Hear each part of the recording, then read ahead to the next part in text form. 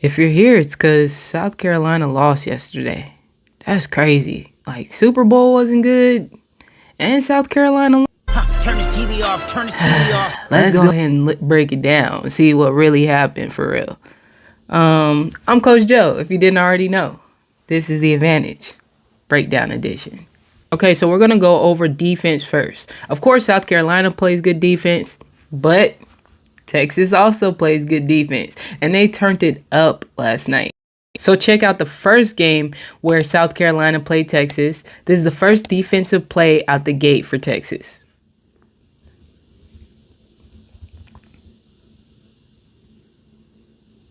Then compare it to the first defensive play of this game. Now, I want you guys to pay attention to how they're moving. You can see that there's a lot more urgency, right? So look at this side by side with this play.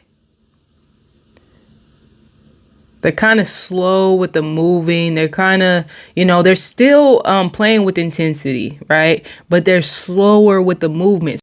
Where here, they're active. They're here. They're jumping. You know what I'm saying? There's more urgency. So for y'all that play basketball and your coaches say move with a sense of urgency, this is the difference, right? We want to pay attention to on the miss. This creates fast breaks if they get the rebound. So you have to hustle back on defense. So usually you have 3 crashers and you have 2 automatically as safety getting back. Problem is the point guard is super fast.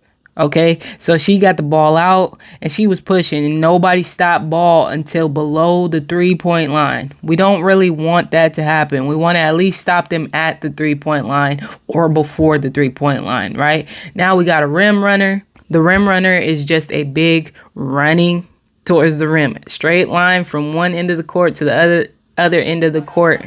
And we're going to go more over our transition positions and what they are. All right, so I'm just going to point them out and I'm going to tell you what they are real fast. And right here, Pow Pow gets the foul, and this was the part that was tough for them and contributed to their loss, I believe. They couldn't stop fouling. Now, Texas was fouling too, but I believe South Carolina had more fouls, and it also really messed them up because now Pow Pow ended up with 2 fouls early and had to go to the bench. Okay, another defensive play by Texas. Now they're talking. See, you see them pointing and talking. This is how defense is supposed to be played. Now she slips this, right? Which is usually where they would hit that pass. The problem is though, not only are they in deny, even in recovery, they got hands up at all times. But now the person with the ball, she can't see, right? So a lot of these players on Texas are long. They're making it hard to make certain passes that would usually come easy to South Carolina, which is the best part of this defense. And even right here, Kits would probably hit a nice little fadeaway, usually, but they're so active. There's hands and there's bodies everywhere, right? So it's harder to make that play. So this is the part that I want. A player coming from the top or the corner and coming in to kind of disrupt the ball, okay? Now, South Carolina was not prepared for this. And that's the best part, because throughout the game, this keeps happening. And usually South Carolina is the one that does this to other teams. And the key to winning games like this is your game plan, how well you can follow the game plan, right? Which is usually defensively, right? We prepared, we know your plays, we know where we're supposed to be. The next thing is efficiency, all right? How well you can take care of the ball, how well you can not foul, how well we rebound. It's efficiency. Now, mind you guys, the first quarter felt like it was extremely long because of the fouls and because wasn't nobody scoring like that because of the defense on both sides, right? So here's a defense on South Carolina that really stuck out.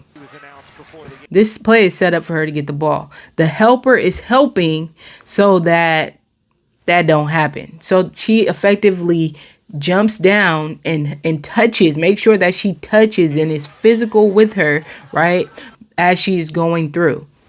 This is the best part, is this recovery, right? This right here is beautiful because she keeps space in between her to not let her create the contact. As a post player, you want to create the contact so you can get her on your back, get her on your butt, so you can call for the ball. Okay, and then once she starts to back up into her, she starts to swim over her, and swim is basically just a move where you place your arm over her to get in front of her. For my post players, that's how you be tough. Doesn't rush into that space and she pulls the ball out, right? Take your time. Now, not only did she get the defender on her toes, but now because you overplayed, my post player is wide open. So she faked the shot and hit the pass. That's such a beautiful play. So that's why every team can't do it, because it requires discipline. You got to know when to go. You got to be able to recover. If you can't do both of those things, then you don't need to do it. All right. And right here, you see Chloe Kitts trying to make something happen. They have players that can make something happen, but they just had to get tough buckets, right? And some of them were good quality buckets, but the ball wasn't going in the rim. And that was really the whole first half, honestly, where they just had trouble scoring. But it was the transition plays that made something happen for them, like this. When you got your big running out to get the ball like that, because this is the danger of South Carolina. Both teams play fast. South Carolina is better at it.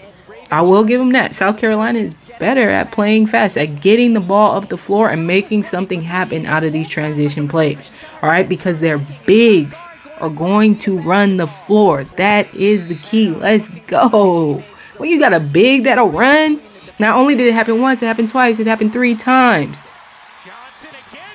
You got players to make these type of passes. You have a player that'll get out in transition and really make momentum plays. This is how we start creating momentum from being able to push the ball up the floor and create plays. This is important. This is how they started creating momentum for themselves. These are our transitional spots. So you have 2 wings. You have a trailer, which is usually the person that got the rebound. Then you passing it to my outlet. Usually my outlet is my point guard. Johnson, another great get-ahead pass for Wiley to Tessa.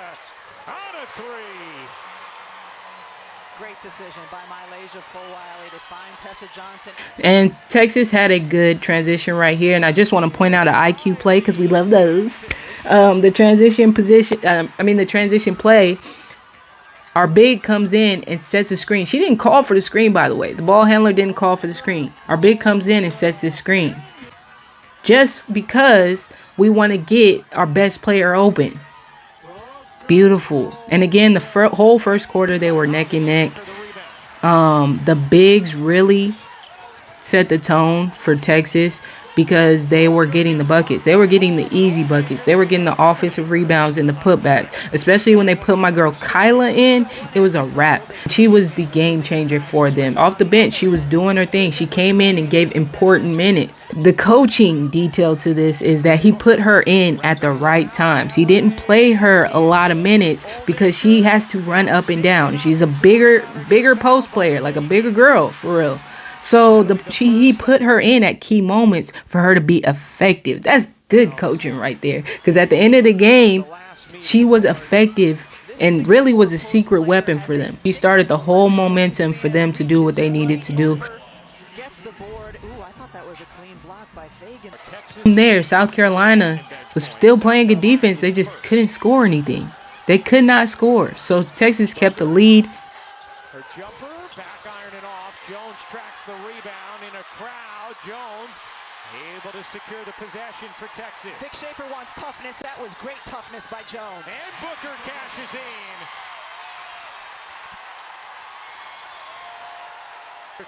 Now the starter that went to the bench comes back in, and she came in ready to go, but she was trying to get herself started where really we still needed quality to happen. It turns into a turnover, right? And we can't remember, efficiency is what we need. We need to be effective. We need to be efficient. And this little spurt that she had right here trying to get her groove going because she'd been on the bench for a long time, it didn't help them. It hurt them. Guys, for momentum swings, right? If you want the momentum to swing in your favor, get that crowd into it.